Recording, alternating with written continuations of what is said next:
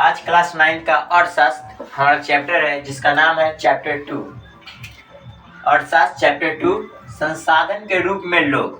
Class 9 का जो chapter 2 है वह संसाधन के रूप में लोग है। तो संसाधन के रूप में लोग है तो उसे शुरू करते हैं। पहले अर्थशास्त्र के बारे में कल बता दिए थे तो क्या होता है, तो कहिएगा तो फिर से लिखवा भी देते। अर्थशास्त्र होता है क्या है, ठीक है। अर्थशास्त्र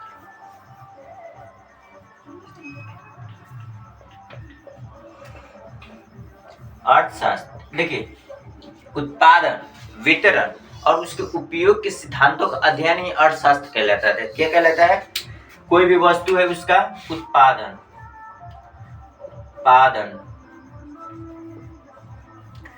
वितरण और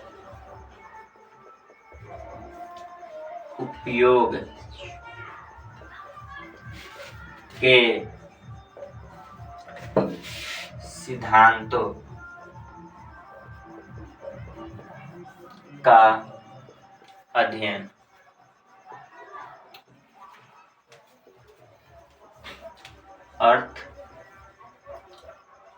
अर्थशास्त्र कहलाता है। तो कोई भी वस्तु है उसका उत्पादन, वितरण और उसके उपयोग का अध्ययन क्या कहलाता है? अर्थशास्त्र। कोई भी वस्तु है जैसे जल है तो उसका जल का उत्पादन है तो वो प्राकृतिक है, तो उत्पादन क्या करते हैं? जैसे चावल है तो उसका उत्पादन करेंगे, फिर उसका वितरण करेंगे, फिर क्या करेंगे? उसका उपयोग करेंगे। यही तो तीन कार्य, इसी सब को मिले तो क्या कहते हैं? अर्थशास्त्र कहते हैं। देखिए अर्थशास्त्र संसाधन के रूप में लोग। तो दूसरे अब चलिए शुरू करते हैं।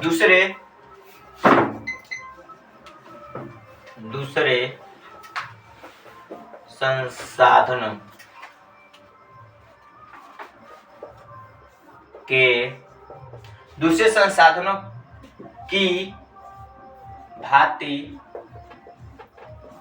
जनसंख्या भी एक क्या है? एक जनसंख्या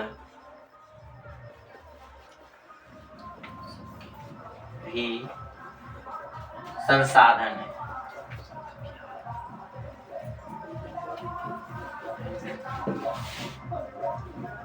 देखिए जैसे दूसरे उत्पादन होते जैसे गेहूं, चावल, कुछ भी होता है उसमें जनसंख्या भी क्या है? एक संसाधन है। आपको जनसंख्या कैसे संसाधन है? तो चलिए आगे देखते हैं। एक मानव संसाधन क्या है? ये मानव संसाधन है। क्या है? मानव संसाधन है। देखिए जनसंख्या एक संसाधन है, वो भी क्या है? तो मानव संसाधन है। देखिए अब इसे आगे देखते हैं। जब इस संसाधन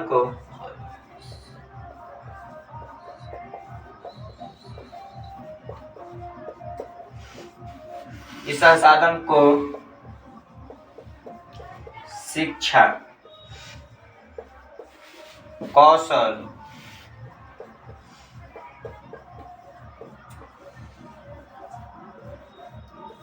और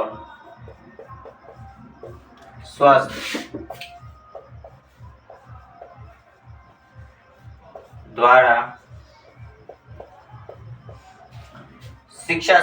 द्वारा विकसित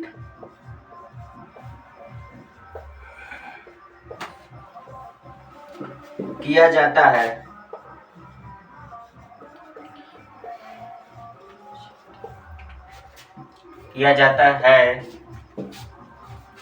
तो इसे मानव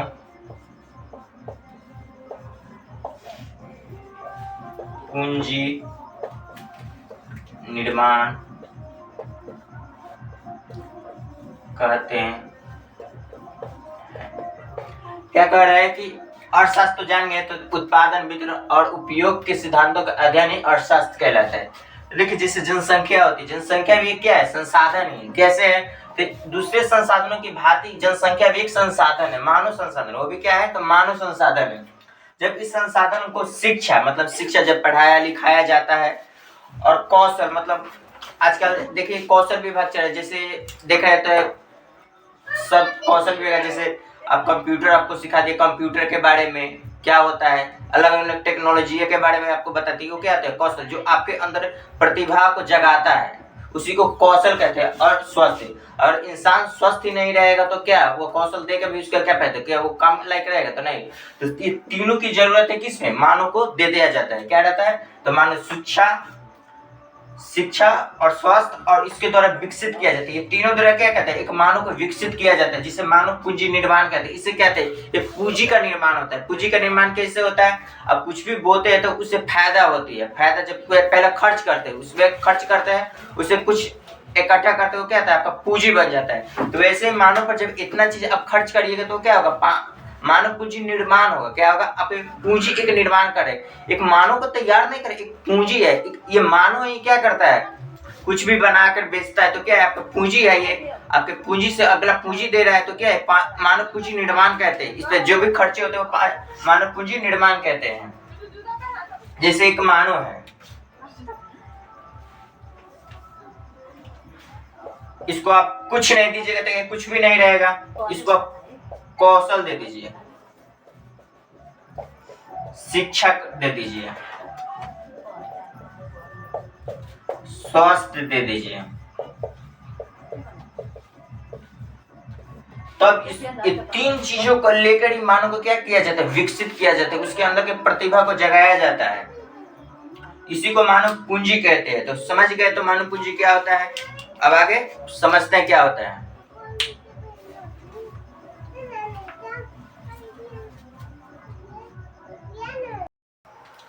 देखिए तो क्या है मानव पूंजी, क्या है तो मानव पूंजी क्या है, तो समझ लेते हैं, डिफिनेशन लिख लेते हैं, समझा देवे किए हैं। तो देखिए मानव को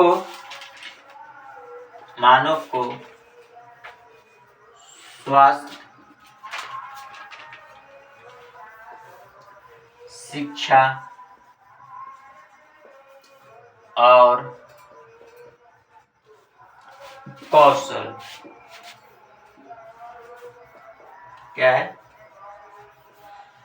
मानव को स्वास्थ्य, शिक्षा और कौशल द्वारा जब विकसित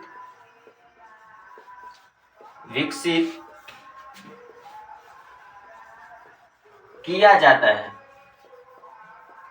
क्या किया जाता है, जब स्वास्थ्य, कौशल और शिक्षा द्वारा जब विकसित किया जाता है तो उसे मानव पूंजी निर्माण कहते हैं। क्या कहते हैं, मानव पूंजी कहते हैं। क्या कहते हैं, मानव पूंजी कहते हैं। क्या है ये मानव पूंजी है।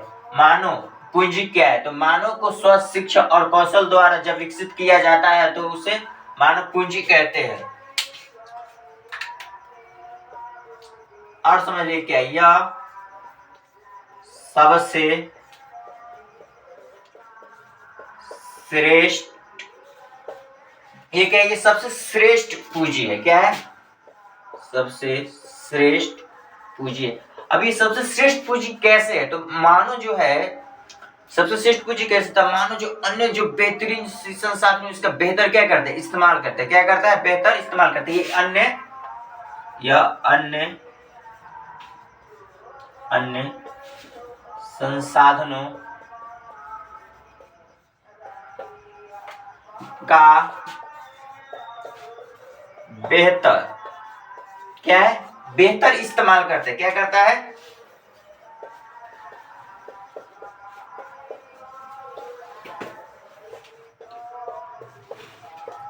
देखिए मानव पूंजी क्या है, तो मानव को तो समझ गए। तो देखिए सबसे श्रेष्ठ पूंजी है, यह अन्य संसाधनों के क्या करता है, बेहतर इस्तेमाल करता है।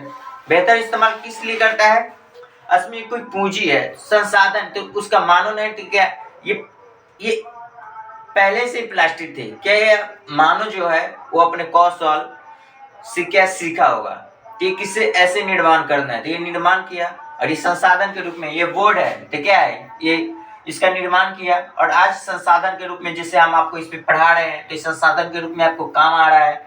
वैसे हर चीज का क्या है, मानव ने विकसित किया है। जिससे हम वीडियो बना रहे हैं वो भी क्या है, मानव ने विकसित किया है। तो ये सब संसाधन में आ रहे, तो मानव इसलिए सबसे श्रेष्ठ है क्योंकि ये सारे जो संसाधन उसका क्या है, बेहतर इस्तेमाल करते हैं। क्या करता है, बेहतर इस्तेमाल कर सकते हैं, इसीलिए मानव संसाधन सबसे श्रेष्ठ संसाधन है।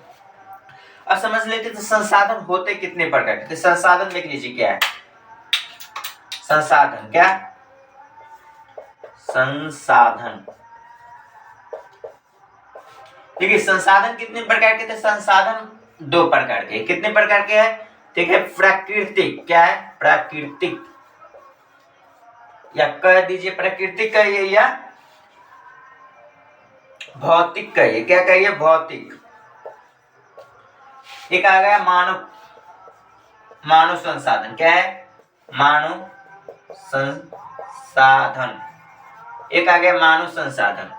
इसमें देख लीजिए क्या होगा, प्राकृतिक में क्या है संसाधन, तो जल है तो ये प्राकृतिक है। जल क्या है, प्राकृतिक है। खनिज है, क्या है, जल है, जल है। आपका क्या है, खनिज है।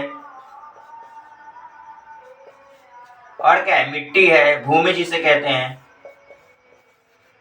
ये सब क्या है, प्राकृतिक संसाधन है। क्या है, प्राकृतिक, जंगल है। ये सब क्या है, प्राकृतिक संसाधन। प्राकृतिक संसाधन क्या है, जल, खनिज, भूमि, जंगल, ये सब क्या है, प्राकृतिक संसाधन है। या डिफरेंशियल लिखना, प्राकृतिक संसाधन लिख सकते हैं कि वैसे संसाधन जिसको प्राकृतिक द्वारा उपलब्ध कराया जाता है उसे प्राकृतिक संसाधन कहते हैं। जो मतलब जो प्राकृतिक द्वारा हमें प्राप्त होता है। जैसे मिट्टी के हम लोग बना सकते हैं, नहीं बना सकते। जल के हम लोग बनाते हैं, नहीं बनाते हैं। ये सब क्या है, प्राकृतिक है। तो प्राकृतिक संसाधन समझ गए क्या, तो वैसे संसाधन है जिसका निर्माण मानव न करके प्राकृतिक के द्वारा होता है, इसे प्राकृतिक संसाधन कहते हैं। ऐसे बहुत सारे डिफरेंस लिख सकते हैं। इसमें क्या है, मानव संसाधन, इसमें क्या है, मानव संसाधन है। ये मानव हो गया। अब इस पे क्या करेंगे, तो मानव संसाधन, इससे लिए सबसे पहले क्या होगा, तो शिक्षा देना होगा, कौशल, स्वस्थ, क्या स्वस्थ, क्या है, कौशल, शिक्षा। तो क्या है, ये मानव हो गया, ये मानव है। तो क्या है, मानव संसाधन ये हो गया कि नहीं। जब इतनी खर्चा करिएगा तो क्या होगा, मानव संसाधन होगा। क्या होगा, मानव संसाधन। तो मानव संसाधन में आप लिख सकते हो ऐसा संसाधन जिसको मानव द्वारा उपलब्ध कराया जाता है उसे मानव संसाधन कहते हैं। तो लिख भी सकते हैं, आपको लिखवा भी देते हैं, आप चिंता मत करिए। ये समझ गए इतने क्या होते हैं।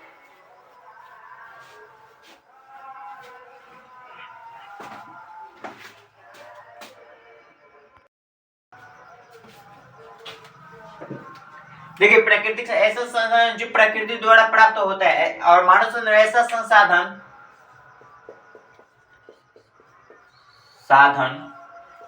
जो मानव निर्माण द्वारा प्राप्त होता है। क्या, मानव निर्माण द्वारा प्राप्त होता है, मानव निर्माण द्वारा प्राप्त होता है।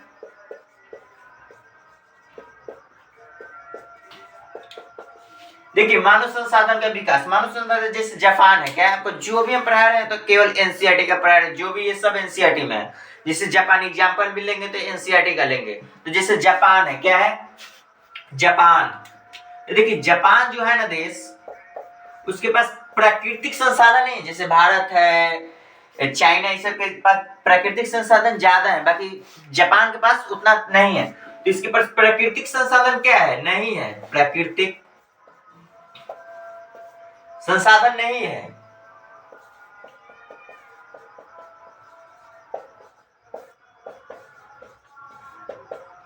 प्राकृतिक संसाधन इसके पास नहीं है। फिर भी क्या है, ये तकनीक, यानी जो मानव को विकास किया है, मानव को निर्माण किया है, मानव को पूंजी दिया है, मानव पूंजी निर्माण किया है, उसी के तरह क्या है, तकनीकी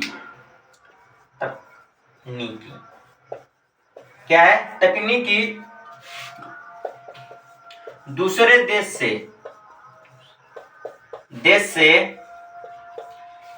संसाधन को क्या कहते हैं, मंगवाता है। दूसरे देश से संसाधन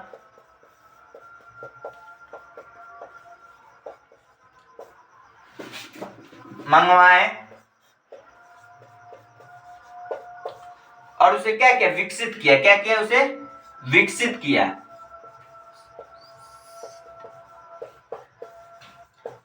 देखिए जापान के पास भले प्राकृतिक संसाधन है, बाकी वो क्या करता है, दूसरे देशों से मंगवाता है प्राकृतिक संसाधन और उसे नई नई संसाधन के रूप में मानो उसका जो बहुत अच्छा उनका है टेक्नोलॉजी, आप जानवे करते हैं तो जापान बहुत आगे, तो वो क्या करते हैं, अलग अलग प्राकृतिक संसाधन मंगवाते हैं अलग अलग देशों से और उसका विकास करते हैं। क्या करते हैं, विकास करते हैं। इसीलिए मानव संसाधन आप समझ चुके थे क्यों जरूरी है, सबसे श्रेष्ठ पूंजी से किस लिए कहते हैं। अब समझते तो आर्थिक क्रियाएं क्या होती है। क्या होती है, आर्थिक क्रियाएं या कहिए अर्थव्यवस्था के क्षेत्र, अर्थव्यवस्था के क्षेत्र। इसको मिटा देते हैं, क्या होता है अर्थव्यवस्था के क्षेत्र।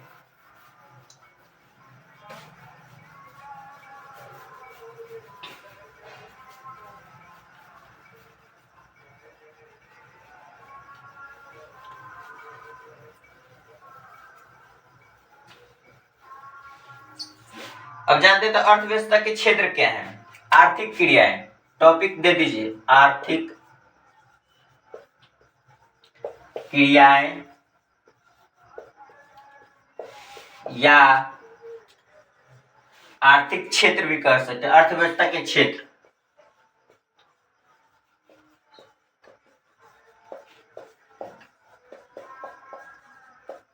आर्थिक क्रियाएं का ये अर्थव्यवस्था के क्षेत्र कहते हैं। कितने, तो तीन है। कितने हैं, तो तीन है।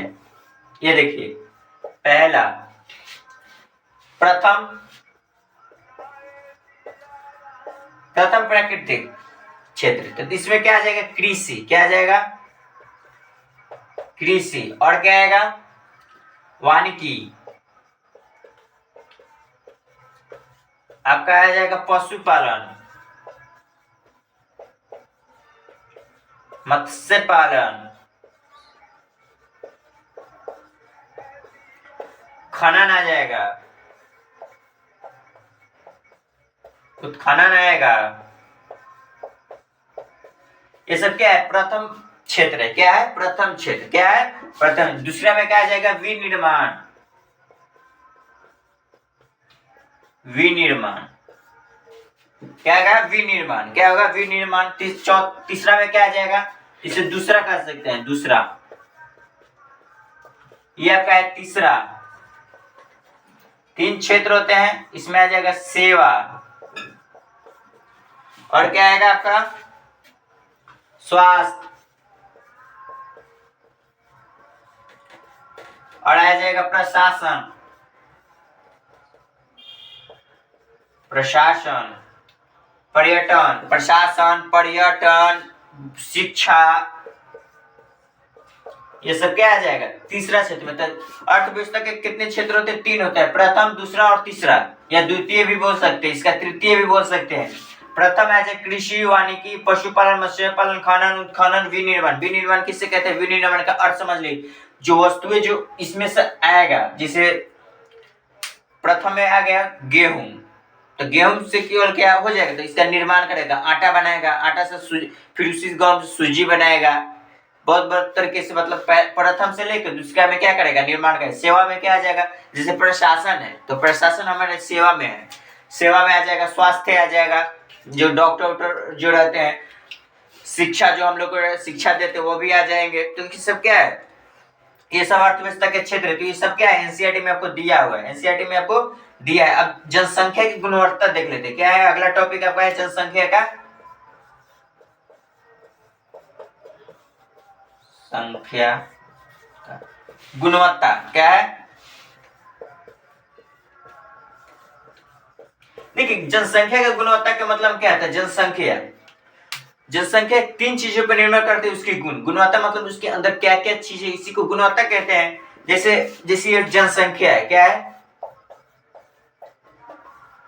जनसंख्या, ये मानव है, एक हो गया,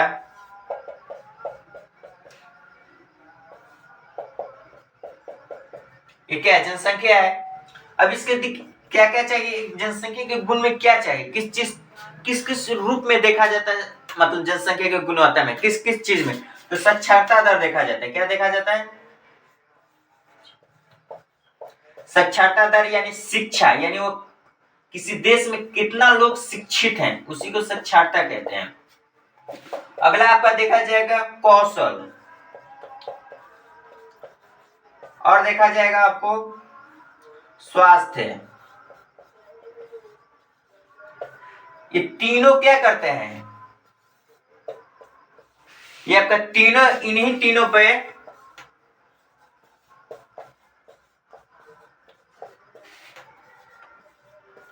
जो भी ये तीन चीजें, ये तीनों पे गुणवत्ता क्या होती है, आधारित होती है, निर्भर करती है। ये तीनों पर गुणवत्ता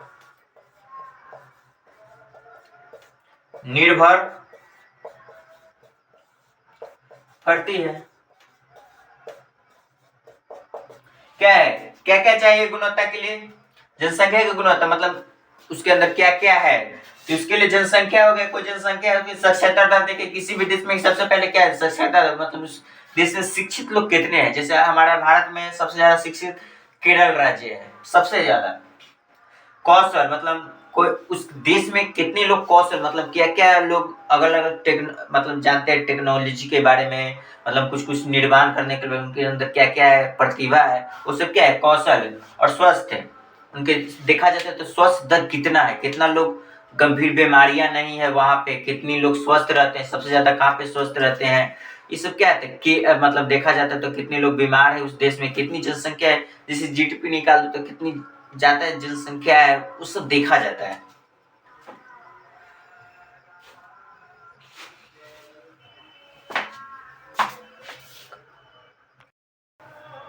देखिए शिक्षा का महत्व, देखिए शिक्षा का महत्व मतलब शिक्षा के बारे में जान गए तो हमारे गुणवत्ता को शिक्षा भी एक दिया जाता है। तो देखिए शिक्षा के लिए क्या क्या जाए, समाज के शिक्षा का जो महत्व वो किस लिए बढ़ जाता है, तो देखिए समाज में विकास में योगदान देता है, समाज में जो विकास होता है उसमें योगदान देता है शिक्षित लोग। राष्ट्रीय आय में वृद्धि करती है, क्या कहते हैं, संस्कृति समृद्धि को बढ़ाती है, प्रशासन की कार्य क्षमता बढ़ती है। तो जो है ये सब क्या है, तो शिक्षित लोग इससे ही होते हैं। अब समझ लीजिए कि विकास में आ देता है, मतलब अब कोई रोड बनाना है हमें नए स्ट्रक्चर पर, तो क्या पहले के लोग बना देंगे, नहीं, अभी देखेंगे सेटेलाइट के द्वारा स्ट्रक्चर नया नया बनाएंगे, उसके बाद तैयार कर देंगे, शिक्षित लोग ही तो कर पाएंगे। अब राष्ट्रीय आय में समृद्धि कैसे करती है, तो देखिए कैसे कर पाती है, तो देखिए राष्ट्रीय आय में मतलब कोई वस्तु है उसके लिए आया और बनाया, बहुत अच्छा बनाया, वो बहुत ज्यादा बिका, वो क्या हुए, उसे इनकम हुई राष्ट्र की, उससे राष्ट्र की आय में वृद्धि हुई, तो इसे राष्ट्र में आय में वृद्धि हो रही है कि नहीं। संस्कृति समृद्धि कैसे बढ़ती है, तो अब जाते जैसे स्वामी विवेकानंद थे हमारे, तो गए थे अमेरिका, उन्हें सुनने पे दे दिया गया बोलने के लिए, तो कहां से बोलेंगे, तो इतना ना बोले कि कुछ कहने लायक नहीं था। आज अमेरिका उनके हर एक चीज को रखे, चप्पल से लेकर जो भी पहन के गए थे ना, आज तक अमेरिका संभाल गए, तो इससे हमारे संस्कृति की क्या बढ़ी, समृद्धि बढ़ी, तो शिक्षित लोग ही तो कर पाए। अब देखिए प्रशासन की कार्य क्षमता बढ़ती है। अब कार्य क्षमता कैसे बढ़े प्रशासन की, तो जब प्रशासन में शिक्षित लोग ही रहेंगे तो समझेंगे तो क्या कारण थे, कैसे हुआ, क्यों हुआ, इसके पीछे क्या कारण है। अब इसीलिए शिक्षित लोगों की क्या है, महत्व बढ़ जाती है। अब देखिए तो इसके लिए क्या क्या किया गया है, तो शिक्षा का अधिकार अधिनियम 2009 लाया गया, लड़कियों की शिक्षा पर विशेष जोर दिया गया, प्रत्येक जिले में नवोदय विद्यालयों की स्थापना की गई, बेटी बचाओ योजना लाया गया, राष्ट्रीय शिक्षा नीति 2020। हाँ भले बेटी बचाओ बेटी पढ़ाओ जितना खर्च इस योजना में नहीं, उससे ज्यादा मोदी जी इसके प्रचार में ही खर्चे कर दिए हैं। ऐसी बातें नहीं है, जाके गूगल पर देख लीजिएगा कितनी खर्च किए हैं, कितने इसमें लगाए हुए हैं, ज्यादा उनके अपने प्रचार में बिक गया है। तो ये सब अलग चीजें है। बाकी देखिए राष्ट्रीय आय की नीति है 2020 है, तो ये सब क्या है, हमारे राष्ट्रीय आय में वृद्धि तो कर, शिक्षित लोगों को बहुत ही महत्व है हमारे देश में।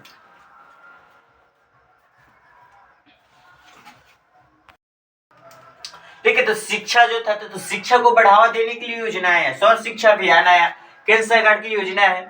6 से लेकर 14 वर्ष के सभी बच्चों को क्या है, प्राथमिक शिक्षा का उपलब्ध कराना है। मतलब 6 साल से लेकर जो 14 साल तक के बच्चे जो होते हैं उसकी मतलब जो भी शिक्षा वो फ्री करवाना। मतलब देखते हुए 8वां तक आप लोग का 1 रुपया नहीं लगता हो, कुछ भी का 1 रुपया नहीं। हाँ 9th में जाएगा तो कुछ रुपया लगेगा रजिस्ट्रेशन का, एग्जाम का, कुछ भी लगेगा। बाकी 8 तक नहीं, क्यों, क्योंकि 6 से लेके 8 तक का वो 8 से लेके 14 वर्ष के बच्चों को ही पढ़ाया जाता है उसमें, तो इसीलिए प्राथमिक शिक्षा को क्या है उपलब्ध कराया गया। देखिए सेतु पाठ्यक्रम है, तो सेतु पाठ्यक्रम होता है क्या, तो कक्षा में बच्चों की उपस्थिति को बढ़ावा देने के लिए कच्चे जो बच्चा है जो कक्षा में बढ़ावा देने के लिए क्या है सेतु पाठ्यक्रम लगाया गया।